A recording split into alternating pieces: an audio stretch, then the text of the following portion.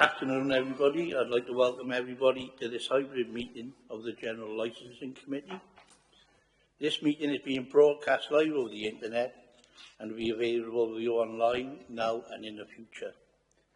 May I remind members that as for statutory guidance made under Section 4 of the Local Government Wales Measure 2011 and our formally adopted hybrid meeting policy, any member attending a meeting remotely must be able to be seen and heard by the members and officers who are attending this meeting, as well as by members of the public viewing this meeting.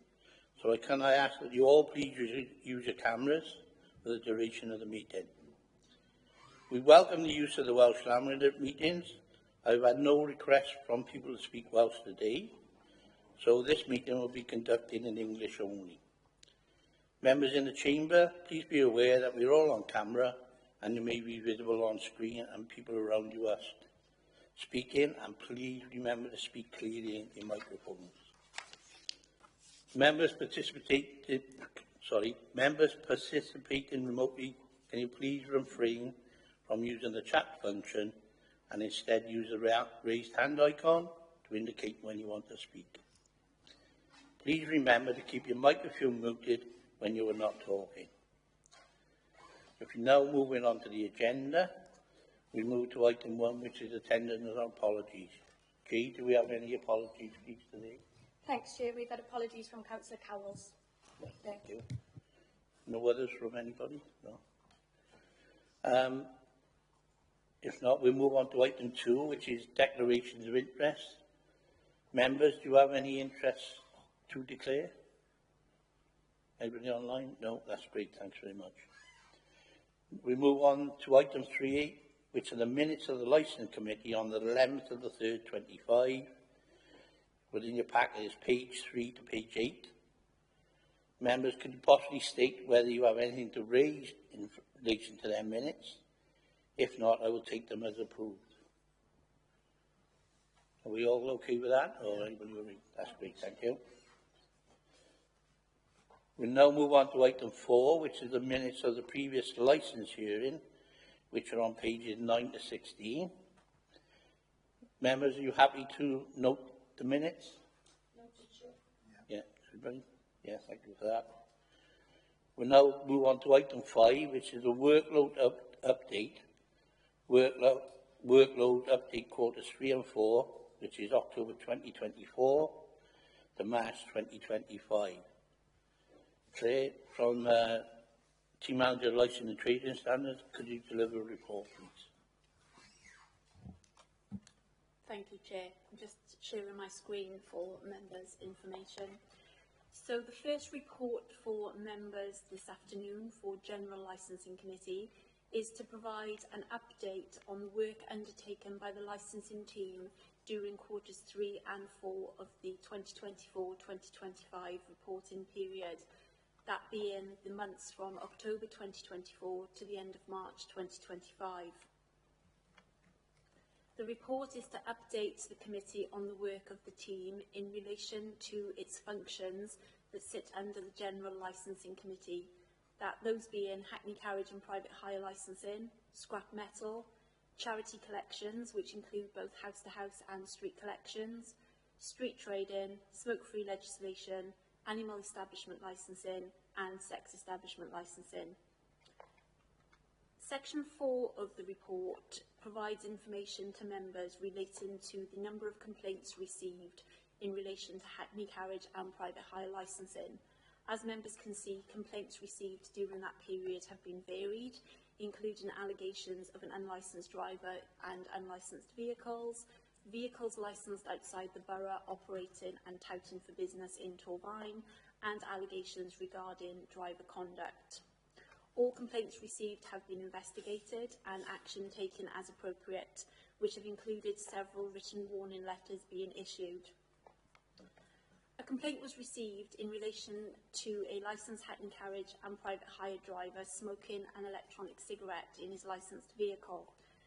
The Public Health Wales Act 2017 prohibits smoking in any licensed vehicle, and in addition, the use of any electronic or other cigarette substitute whilst in any licensed vehicle is also prohibited as per the Council's policy. The complaint was investigated and a warning letter issued to the driver. Consideration has been given to a review of the Council's current hackney carriage and private hire licensing policy and the age limits of vehicles licensed for hackney carriage and private hire use, and a separate report will be provided to members to update on the initial consultation process that has been undertaken. In the run-up to the festive period, a multi-agency operation with the licensing team and Gwent Police took place, and a number of licensed vehicles and drivers were checked to ensure compliance with licensing requirements to ensure public safety. No major issues were detected. Section 4.2 of the report provides an overview of delegated decisions that have been considered by Head of Service during the reported period. These are reports that don't necessarily come to licensing panel, so members may not be aware. During the period, there were 7 separate issues that was dealt with by means of delegated decision, and 4 of those were applications to renew vehicle licences contrary to policy in relation to age limits.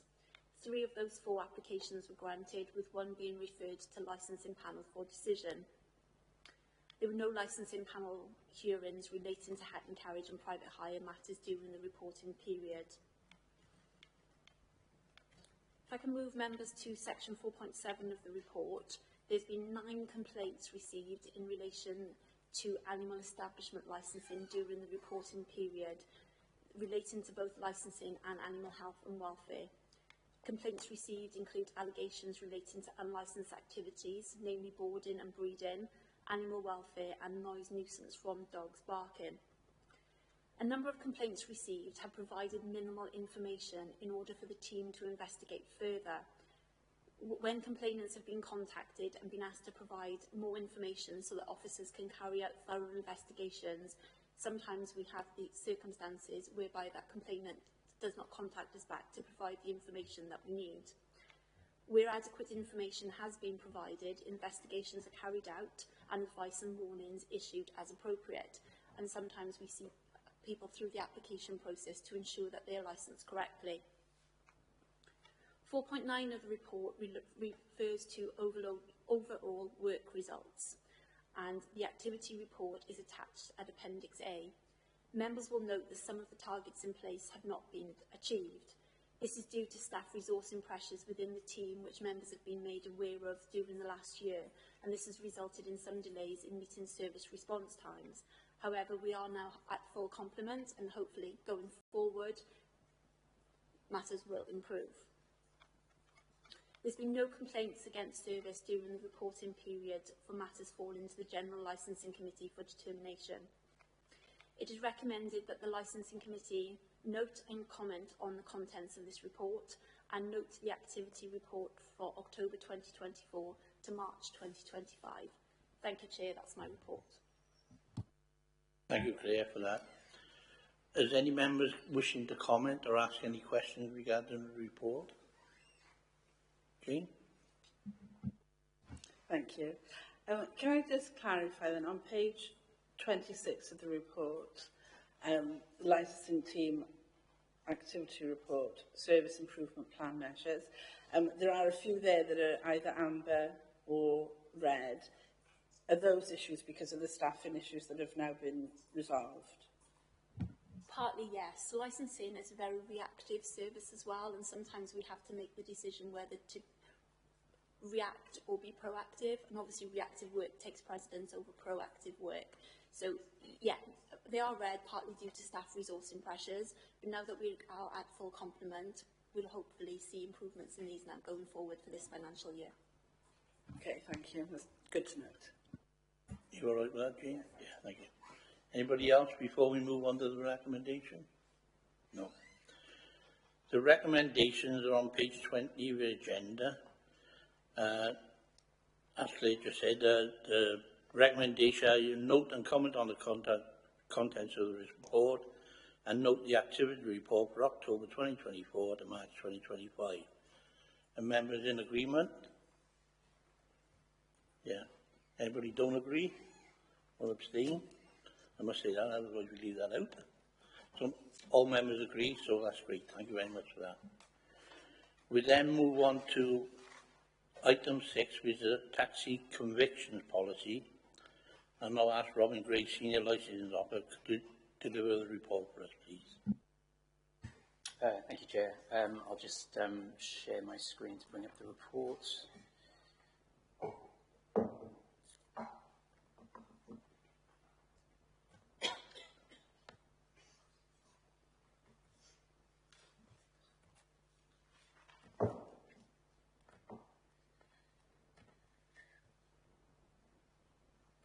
Okay, thank you. Sorry about that. So this report is to inform the committee about changes to national best suitability guidance for licence holders in the Hackney Carriage and Private Hire trades. The Welsh Government is now recommended that all Welsh local authorities follow. As the committee will be aware, driver and operator licences can only be granted to people who are considered to be fit and proper persons. Should I just make that a bit smaller? Fit and proper persons, whilst vehicle licences can only be granted to proprietors who are considered to be suitable to hold the licences. This is a discretionary power that the Council has, and the normal approach taken by the Council in determining if a person is a fit and proper person or suitable to hold a licence, i.e. how the Council applies discretion, is set out in the Council's policy on the administration and regulation of Hackney Carriage and Private Hire licences. Since June 2019, the Council has applied the Institute of Licensing's guidance on determining the suitability of applicants and licensees in the Hackney Carriage and Private Hire trades. The guidance was nationally promoted as best practice to achieve a consistent approach throughout England and Wales. The DFT largely incorporated into its statutory taxi and private hire vehicle standards the guidance, and that's DFT Department for Transport guidance that all local authorities must have regard to. And following that, the Welsh Government directed that all Welsh local authorities should have regard to the guidance as well. We are already following the guidance, but in November 2021, we were following the guidance, but in November 21, following the Welsh Government direction, the rehabilitation periods set out in the guidance were incorporated into the Council's fitness criteria for applicants and licence holders, and that is Appendix C of the Council's policy, and that still applies at present. On the 13th of November 2024, the Institute of Licensing published revised guidance on determining the suitability of applicants and licensees in the Hackney Carriage and Private Hire industry. This has been endorsed by the Welsh Local Government Association, and also Welsh Government is now recommending that Welsh local authorities follow the revised guidance. A copy of the revised guidance is included in the report papers as Annex A, but that has been annotated to highlight the changes that have been made from the existing guidance. As explained in the report, the text highlighted in green shows additional or updated sections, such as where government guidance has been introduced that didn't exist when the original Institute's guidance was published. The text highlighted in yellow shows additions to the original guidance, and the text highlighted in red shows sections that are deletions. Unfortunately, there doesn't seem to have been any explanatory guidance or papers published by the Institute to explain or set out any rationale for the changes that has been made. It's only the revised guidance that we have access to. But the changes are summarised in the report. It's in section 3 or paragraph 3.7. And those include that the onus should be on the applicants or licence holders to satisfy the council that they are a fit and proper person or suitable to hold a licence. That the council should determine if a person with more than one conviction is a persistent offender, and then the appropriate weight given to that. And also that, that there's a change in the recommended application criteria. So at present, applicants are required to provide a criminal record certificate for any countries that they've lived in outside the UK since their 10th birthday for 6 or more continuous months. The new guidance is recommended that changes, so instead criminal records certificates would only be requested from all countries lived in outside the UK for 6 or more months.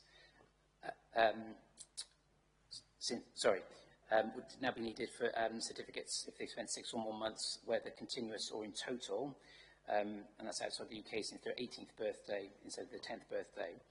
So we're now looking at 6 months in total since your 18th birthday, so that would be 26 weeks. If you went abroad for 2 weeks a year from your 18th birthday, you would potentially be in scope for providing certificates after you turn 31. So it's a bit of a change, but that is now explicitly in Welsh Government's guidance. So that's what we're being recommended to do. So despite that change, the most significant one really seems to be relating to road traffic offences or minor road traffic offences, so things like speeding. And the table in paragraph 3.8 of the report shows a comparison between the original and the revised guidance. Under the revised guidance, the approach under the original guidance, an applicant wouldn't normally be granted a licence or would have their licence revoked for 5 years after accruing 7 or more points for minor traffic offences. Under the revised guidance, the approach would be to require drivers to undertake a driver awareness course or pass a driver assessment with no more than 8 infringements within 2 months of being directed to do so by the council. That's when they reach 7 points.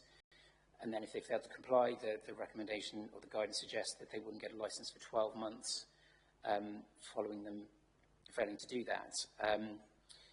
But the revised guidance is that it wouldn't normally be until a driver accrues 12 penalty points or they disqualify from driving that the licence would be revoked and not granted for a period of 5 years. So we've moved from 7 points to 12 points, and that could be an additional 2 road traffic offences within a 3-year period. The council has refused applications where licence holders had 7 points, so this is a relaxation in the standards, but it is Welsh Government's recommended approach.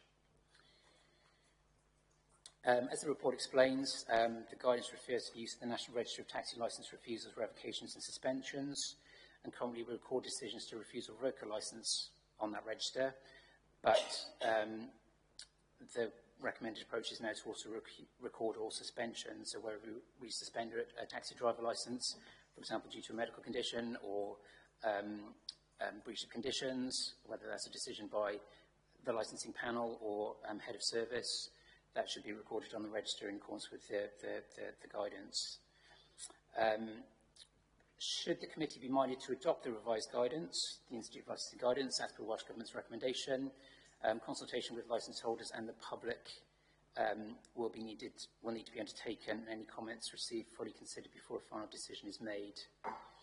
The report sets out the risks and implications associated with this report, but I'll now move to the recommendation. It's just the one with this report. That recommendation is that the General Licensing Committee agree for consultation to be carried out in the adoption of the revised Institute of Licensing Guidance on determining the suitability of applicants and licensees in the Hackney carriage and private hire industry. That includes the use of the NR3S register, and that is all in place of the original guidance. So I'll just stop sharing my screen so all members can be seen for the vote. Yeah, that's the report, Chair. Thank you. Thank you, Robin, for that. Councillor Haynes, you've got a question for Robin?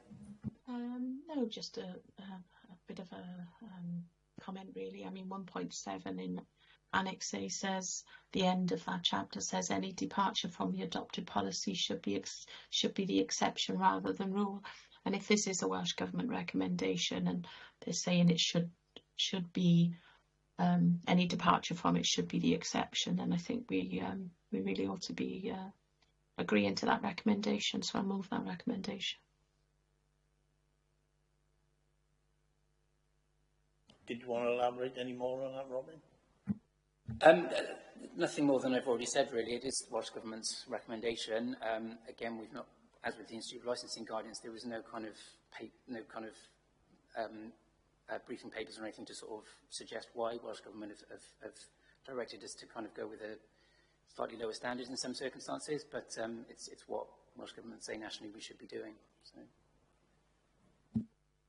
Are you all right there, Councillor Haynes? Did you want to come back with any supplementary on that? Yeah, I think, I don't like the fact that it's been relaxed at all. And, with I don't like that. But I think our hands are tied if Welsh Government is saying this is our recommendation and that deviation from it is, should be not be the norm, then I think we pretty much our hands are tied. Of course, we'd still do on a case-by-case basis, and I think that's important. Robin's going to come back in to reply to that.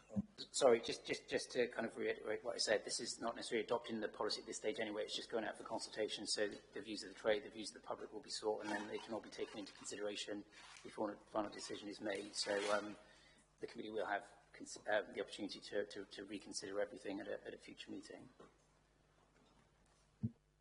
Okay, thank you for that, Councillor Hean. Councillor Nick Hall, you've got a question for Rob? Yes, just to follow on from Councillor Haynes, are our hands tied because of this? And how much of a consultation will be going out into the community to hear what their views are on this?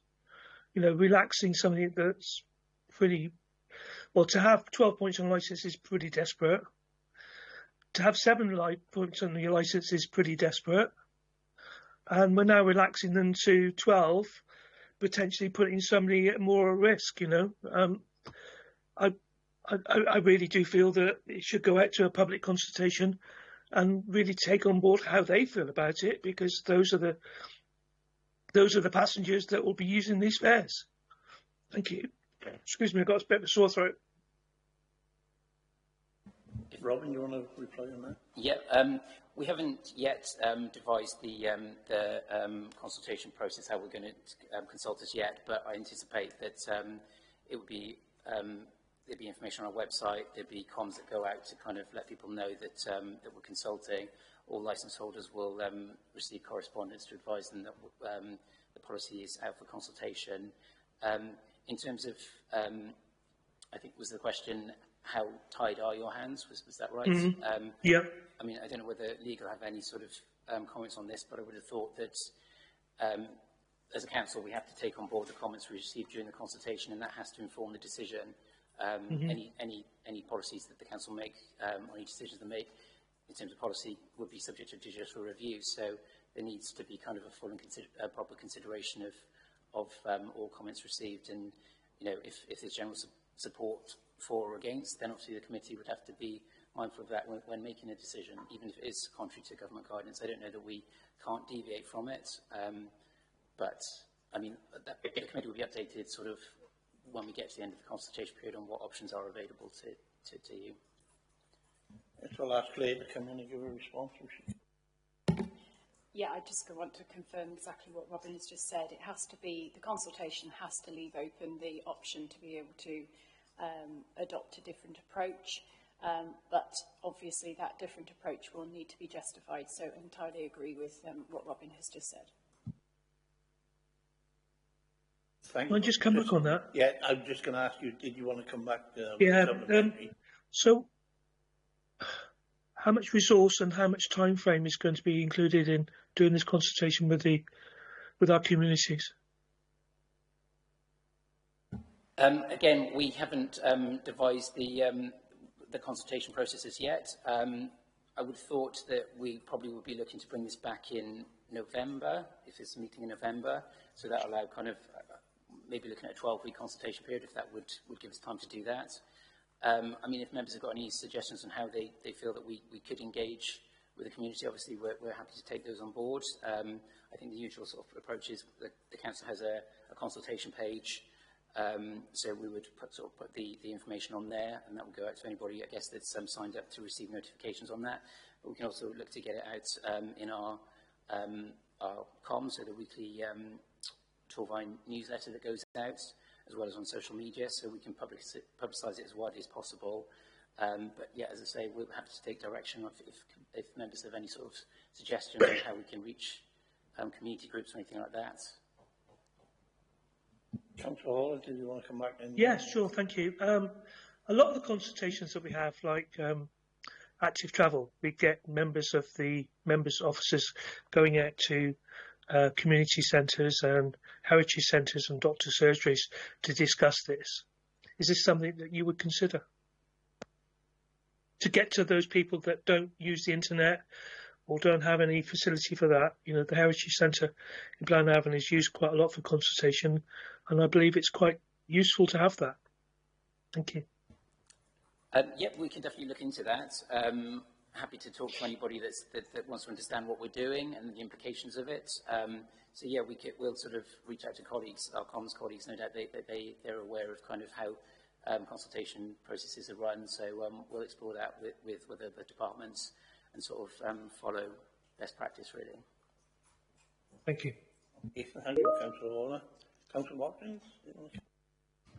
Thank you. Yeah, I realise we're not here to get into the nitty-gritty of this because it's going to go out to consultation. But just for my own understanding, following on from what Councillor Hall had just said about the number of points moving up to 12, on page 34 of the report, doesn't it start by saying that 7 or more penalty points may demonstrate they're not fit and proper persons? So we would still start at the 7, and then there may be, you know, a variety of things as they move up through the rankings. Sorry, apologies. I'm just trying to find that section. So I mean, my reading of that is that we would, so somebody reaches 7 points, we would advise them that they're kind of in scope to have the review licensed, but if they want to undertake driver awareness training or a driving assessment, and they do that and they pass with less than 8 infringements, then we wouldn't sort of go to the next stage. So there would be some action taken at 7 points, but it would give them the opportunity to undertake training rather than just removing their licence from them. So potentially they would have had, initially they would have had the speed awareness course if they on first offence.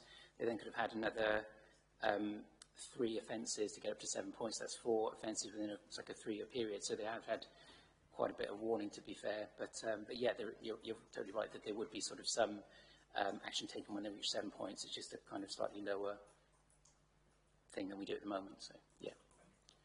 Thank you. You happy with that, Councillor Watkins? Yeah. Has anybody got any more questions before we move on to the recommendation? No. Right. The recommendations are on page 37 in your agenda, which you've probably read already. What I would do is ask members, do they agree with the recommendations? Does anybody not agree with it? Or does anybody want to abstain?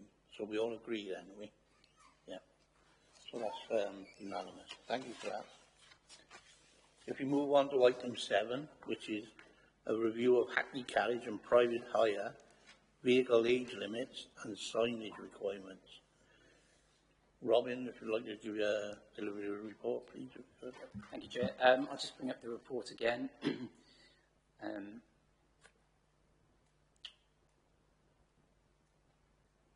Okay.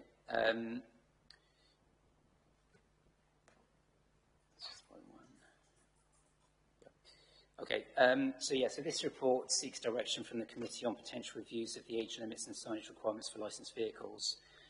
The Council has responsibility for ensuring that licensed Hackney carriages and private hire vehicles are safe and suitable to carry members of the public, and can decide on the design and appearance of vehicles to ensure that this is the case. The Council's policy on the administration and regulation of Hackney carriage and private hire licences includes age limits for new and existing vehicles, and also appearance requirements for all vehicles to ensure that they are clearly identifiable and to distinguish Hackney carriages from private hire vehicles. The current age limits are set out in paragraph 3.4 of the report, and include that a new vehicle must be under 5 years old when first licensed. Vehicle licences will be renewed until the vehicle is 8 years old, and then until 10 years old at the officer's discretion, if the vehicle is in good condition. But a vehicle licence will not be transferred if the vehicle is over 8 years old. There are, as set out in paragraph 3.4, some exceptions. For example, specialist vehicles, when they may be granted at the officer's discretion. And as the committee will be aware, the policy doesn't feather the discretion of the Council, and deviation from the policy is permissible in individual cases in exceptional circumstances. So whilst this is the policy, deviation is possible. The signage for Hackney carriage and private hire vehicles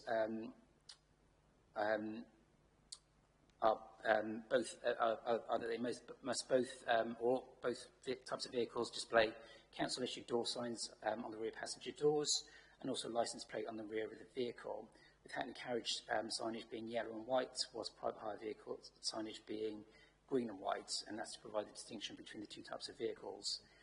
Private hire vehicles must also have private hire operator signage, or the name of the private hire operator permanently fixed to both sides of the vehicle in letters not less than 15 centimetres tall. And also the registered telephone number of the operator must also be displayed clearly on the vehicle. The above age and appearance requirements have applied since the current policy came into effect in January 2013. And when that policy was adopted, the signage requirement was something that was already in existence, but the age limits prior to January 2013 had been more restrictive for non-specialist vehicles in as much as they wouldn't be relicensed after they turned 8 years old.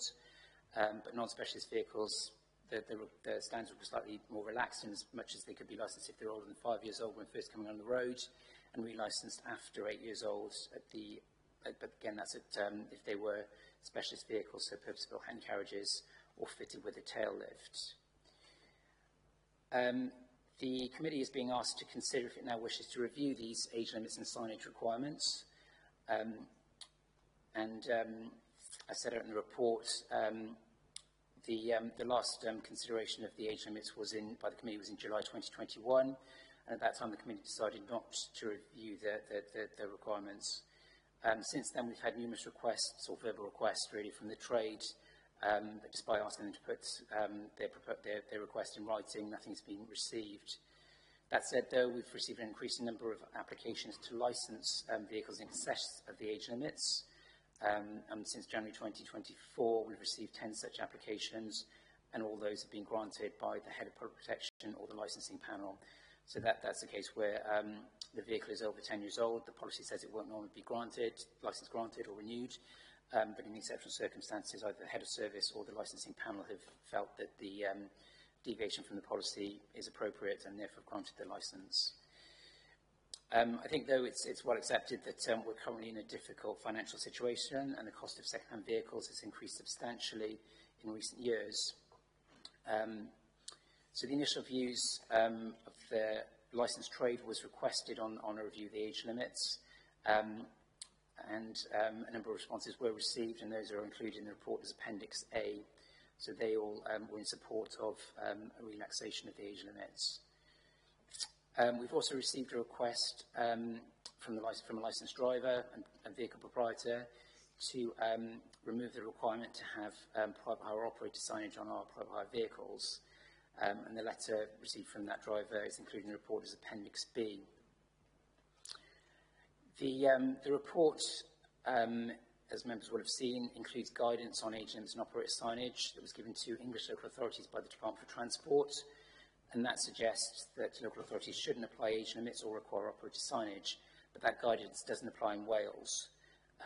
As members will be aware, taxi licensing is a devolved function, so Welsh Government gives us directions on where we should, what our standards should be.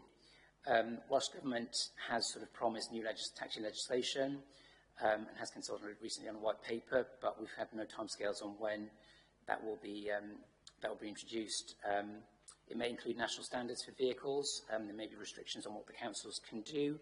There may be minimum standards. There may be the standards. We don't yet know what's going to be introduced, if anything at all. But as it stands at the moment, vehicle standards is a local function, so it's for the committee to decide on behalf of the council what standards the council think are appropriate. If the committee were minded to make any changes to the policy, full public consultation would be required and full consideration of any comments received before the final decision is made. I'll now just move to the recommendation for this report. So there are two recommendations. The first is that the General Licensing Committee agreed to consider a report at a future meeting with proposed changes to the age limits for licensed vehicles. And the second recommendation is that the committee agreed to consider a report at a future meeting with proposed changes to vehicle identification requirements for private hire vehicles. That's the report, Chair. Thank you, Robin. Councillor Haynes, you've got a question for Robin? Yeah, just some views on this, to be honest with you.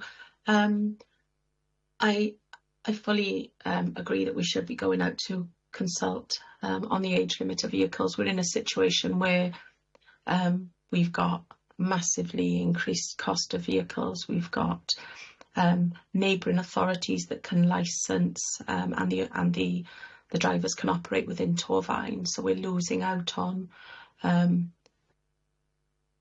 money coming in for the council for that. We're also potentially down the line risking losing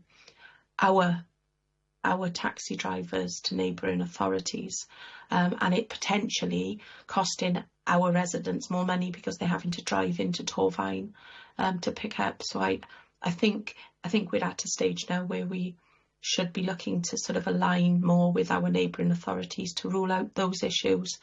I'm a little bit, I'm not fully accepting that we should be removing all of the signage on vehicles. I think we have an obligation to protect both men and women that may be in vulnerable positions late at night getting into a taxi. I think it's a little bit of an extra safeguard if somebody is seeing signage on a vehicle. So whether we go out to consult on that is not my decision, but I really wouldn't want to see removal of everything, because I think we have an obligation to our public to make sure, particularly if they're in vulnerable situations, that we have an obligation. And I think we really need to think very carefully about that one. After all, it generally is only a one-off cost for the car, unless of course drivers are sort of switching the companies regularly that they work for. So it's not like it's a completely ongoing cost. Yeah, thank you, Councillor. Do you want to come back in, Rob? Yeah, just to sort of say that, I mean, the council's policy has been for quite some time that the name of the private hire operator should be shown on the vehicle. It clearly identifies it's a licensed vehicle. It shows which company the vehicle is working for. So when members of the public hire a vehicle and it turns up, they know that that's the company that should be sending their vehicle. So it provides some reassurance there and sort of safeguarding. But it does restrict the driver from working with other companies. So they're sort of stuck to work with that one company that got the signage on unless they remove the signage and then put new signage on. So it's a difficult thing because it's a public safety. The reason it's there is for public safety, but it is restricting income for the drivers. So yeah. Can I just come back on that? Yeah, I was just going to ask you. I completely understand that, but I think we as a committee need to be protecting the public. If a driver wants to sort of work for other businesses, other taxi firms, then there are ways around that, magnetic signage, or there are ways to quickly change that. I think our overriding obligation needs to be for the safety of the people that are using those taxis, and signage is a very good way to make sure that people are getting in the right place. Yeah, thank you for that, Councillor. I totally agree. Sorry, Councillor Clarkson.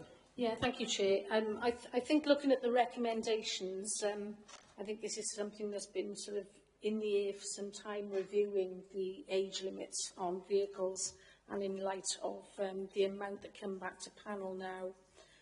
So it's a good thing that we go out to consultation on that, and I'll be supporting that.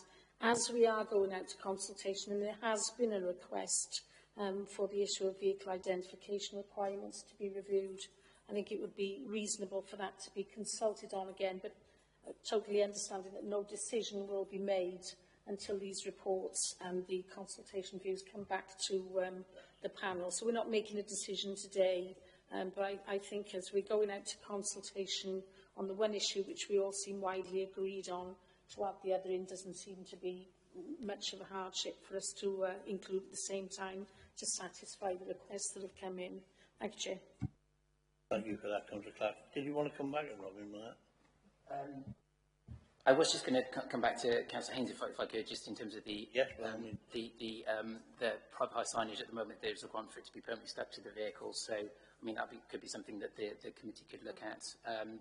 But yeah, the committee could consider decisions in a future meeting, and ultimately the overriding decision is, or reason for licensing, is public safety. So that needs to be kind of what's at the forefront of any decision that's made. Thank you for that. Any other questions before we move on to the Councillor Watt? Thank you. Yeah, just looking at paragraph 3.8 on page 95, where the committee last reviewed the age limits. It says the committee decided not to review the age limits then. Do we know why they made that decision?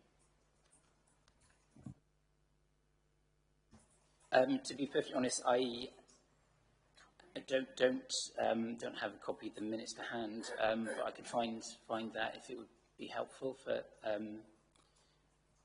don't know whether anybody else recalls. Or... Thank you, Chair. My belief is that you didn't want to reduce the standards at the time, that's what my belief is, but it's probably sensible. I think Councillor Claire Howells wants to come. That's correct, Yeah.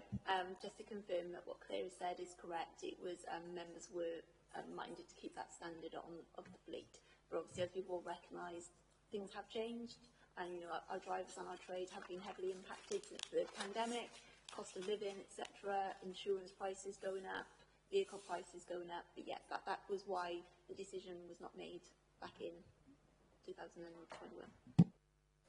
Do you want to come back in?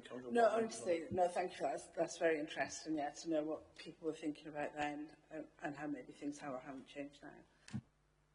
Councillor Clarkson, do you want to come back on anything? Are we happy to move on to the recommendations on page 93? Are we happy to agree that? Yeah. All members happy to agree? Yeah. That's unanimous. Thank you for that. The date of the item 7 now is date of the next meeting, which is the 25th of the 9th, 25. I would like to thank members for their input, and this is the end of the meeting. So thank you.